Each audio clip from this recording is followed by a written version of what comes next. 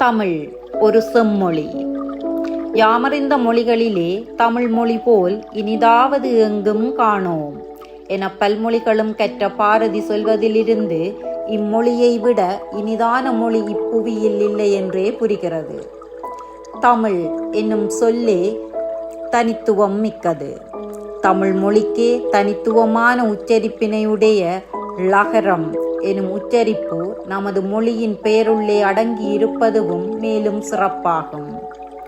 செந்தமிழ் நாடெனும் போதினிலே இன்பத்தேன் வந்து பாயுது காதினிலே என்று பாரதிதாசன் பதித்த வரிகளில் நிலப்பெயருக்கு அப்பால் மொழிப்பெயருக்கே முதன்மையிடம் கொடுக்கப்பட்டிருக்கிறது என்பதை காட்டுகிறது.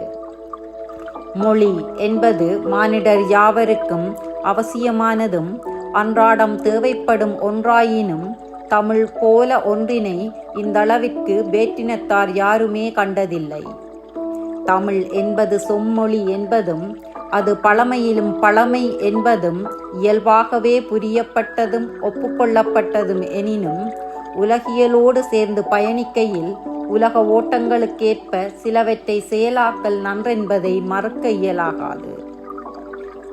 உலகில் எத்தனையோ மொழிகள் பேசப்பட்டு வந்தாலும் அவற்றில் பல மொழிகளுக்கு எழுத்து வடிவம் கூட இல்லை என்பதால் அவற்றை பயன்பாட்டுக்கு கொண்டு வர இயலாமல் இருக்கின்றன. ஆனால் சில மொழிகள் மிக பழமை வாய்ந்ததாகவும் இலக்கியங்களில் சிறந்து விளங்குவதாகவும் உள்ளன. அப்படிப்பட்ட மொழிகளிலே சில மொழிகளையே செம்மொழியொன்று அடையாளப்படுத்துகின்றனர். செம்மொழி என்பது ஒரு மொழியின் இலக்கிய பழமை அடிப்படையிலும் பிற பண்புகளின் தகுதி அடிப்படையிலும் வகைப்படுத்தப்படுகிறது. செம்மொழியாக ஒரு மொழியை தெரிவு செய்ய அதன் இலக்கிய படைப்புகள் வளம் மிகுந்தவையாகவும் மிக பழமை வாய்ந்ததாகவும் அம்மொழியின் தோற்றம் ஏனைய மொழிகளில் சாராதும் இருந்திருத்தல் வேண்டும் எனவும் அமெரிக்க தமிழறிஞர் யோர்சு எல் கார்ட் கூறியிருக்கிறார். செம்மொழி என்றால் சீர் பொருந்திய மொழி என்பதே அதன் பொருளாகும். ஒரு மொழியானது போதிய அளவு வாழ்ந்திருந்தால் அதில் ஒரு முதிர்ச்சி இருக்கும். அதற்கு போதுமான அளவு இலக்கண விதிகள் இருக்கும்.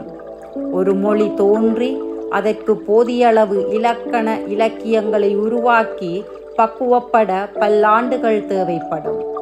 குறைந்தது 1000 ஆண்டுகளாவது பழமையானதாக இருக்க வேண்டும் என்பதே விதியாகும்.